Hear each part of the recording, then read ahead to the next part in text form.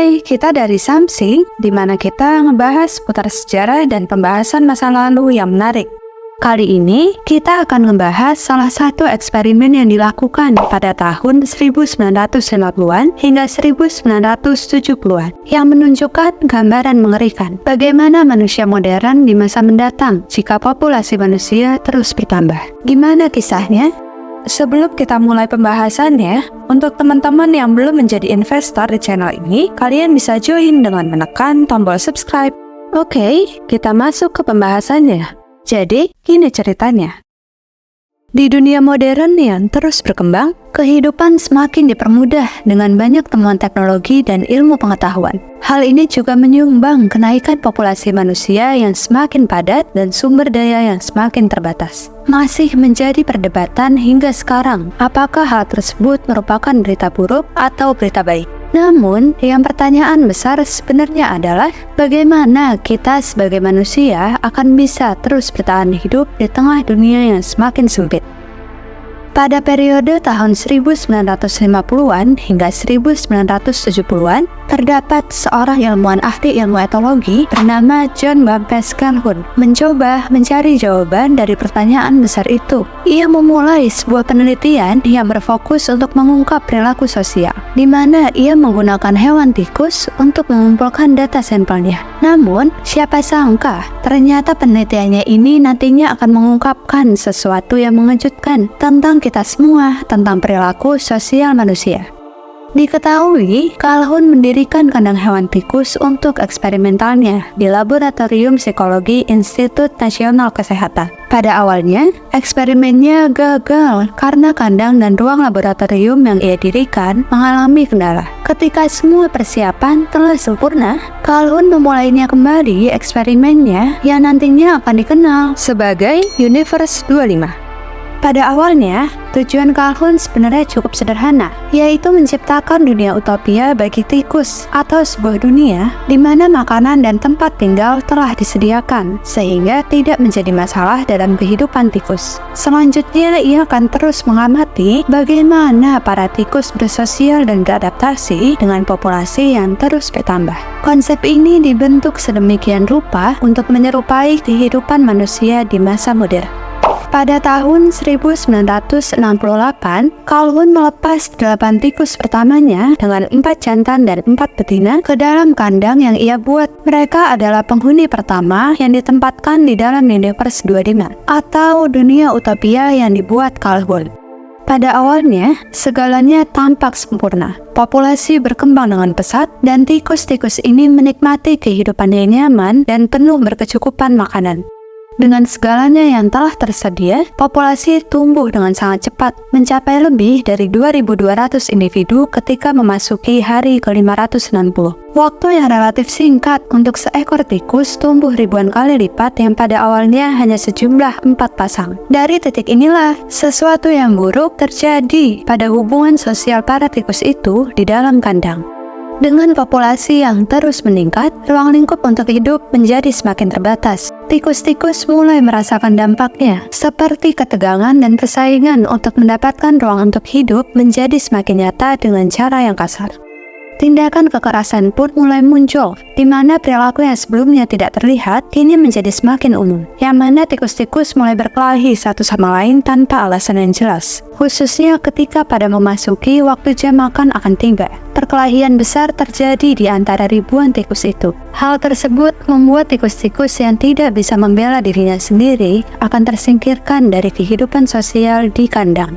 Namun, yang lebih mengkhawatirkan muncul, yaitu terjadi perubahan dalam perilaku pada tikus dewasa.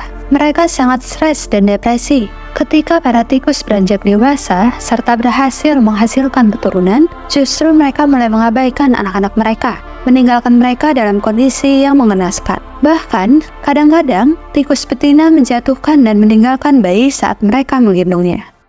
Menariknya, di tengah kekacauan dan kerasnya kehidupan para tikus ini, muncul kelompok tikus yang diberi nama oleh Calhoun sebagai The Beautiful Ones. Para tikus pada kelompok ini menolak terlibat dalam interaksi sosial atau reproduksi. Mereka memilih untuk hidup dalam isolasi di dalam kandang.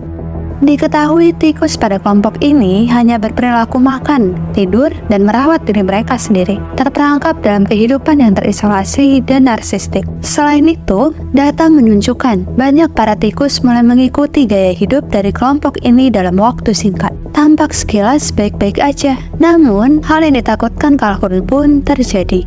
Memasuki hari ke-600, populasi mencapai titik puncaknya, di mana kandang menjadi sangat sempit, serta para tikus harus berebut makanan yang telah disediakan. Namun, tak berselang lama, 1 bulan setelahnya, ternyata tidak ada bayi tikus yang bertahan lebih dari beberapa hari di dalam kandang. Hal itu mengakibatkan penurunan populasi para tikus dengan sangat drastis. Hanya dalam beberapa minggu aja, akibat angka kematian yang terus meningkat.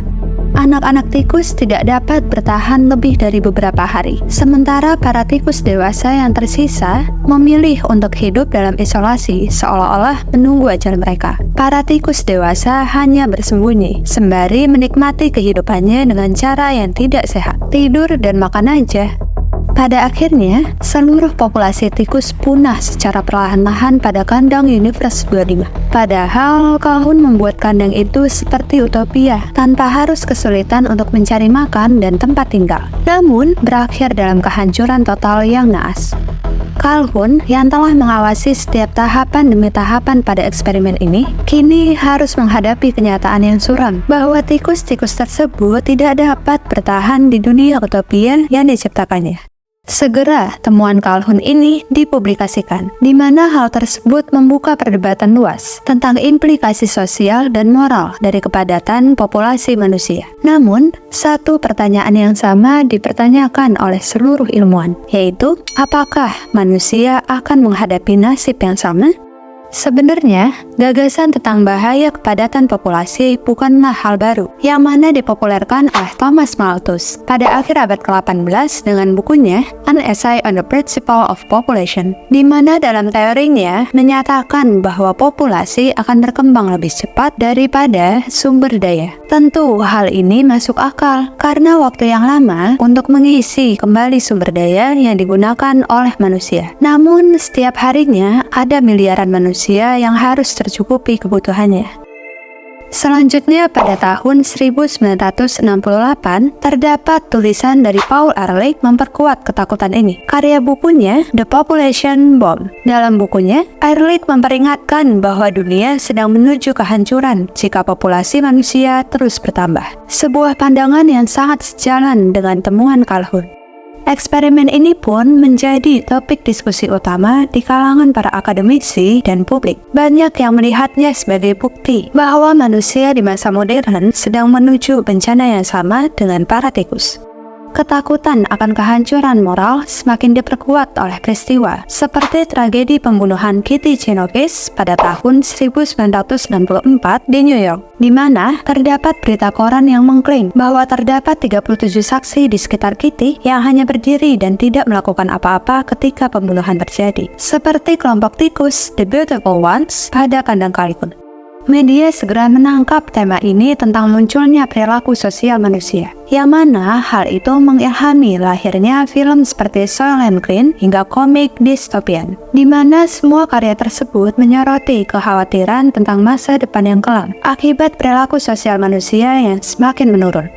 Namun, di tengah kepopuleran tentang eksperimen tikus itu, tidak semua orang setuju dengan kesimpulan yang diambil dari eksperimen Universe 25, di mana mereka membantah bahwa terdapat perbedaan mendasar dan besar perilaku antara manusia dan tikus. Para ilmuwan mulai mempertanyakan validitas dari penggunaan tikus pada eksperimen Universe 25 sebagai model untuk perilaku manusia. Mereka membantah dengan argumen logis bahwasannya manusia tidak seperti tikus, di mana manusia memiliki kemampuan untuk berkomunikasi, beradaptasi, dan membentuk struktur sosial yang kompleks, serta tidak semata-mata terikat oleh lingkungan kita, yang mana semua hal itu tidak ada pada individual tikus. Di seluruh dunia, orang-orang berjuang melawan tantangan yang dihadirkan oleh populasi yang padat. Dari gerakan peduli lingkungan hingga upaya pemberantasan kemiskinan, manusia terus mencari cara untuk mengatasi masalah-masalah yang muncul di kehidupan mereka. Selain itu, adanya teknologi dan inovasi yang telah dikembangkan oleh manusia memungkinkan kita untuk beradaptasi dengan cara yang lebih mudah, yang mana hal itu mustahil tidak mungkin dilakukan oleh tikus-tikus di Universe 25. Ini perbedaan besar sekaligus mendasar, bahwa tikus tidak bisa mengembangkan inovasi atau teknologi mereka sendiri, berbeda dengan manusia. Namun, kita bisa melihat eksperimen dari Calhoun adalah sebuah peringatan untuk merefleksikan kehidupan, bahwa kita harus bersiap bahwa kemungkinan itu akan bisa terjadi di masa mendatang. Oleh sebab itu, kita harus berusaha agar masa depan tidak harus seperti yang ditunjukkan oleh Universe 25. Melalui pilihan yang tepat dan baik, nantinya akan bisa membentuk dunia yang lebih baik. Penting untuk kita belajar dari sejarah, yang mana telah memberi contoh-contoh peradaban yang jatuh karena gagalnya beradaptasi dengan perubahan yang terjadi. Hal tersebut memberi kita di masa sekarang bahan refleksi dan evaluasi untuk menyusun langkah lebih baik di masa mendatang. Seminim mungkin kita tidak mengulangi kesalahan yang sama terjadi di masa lalu.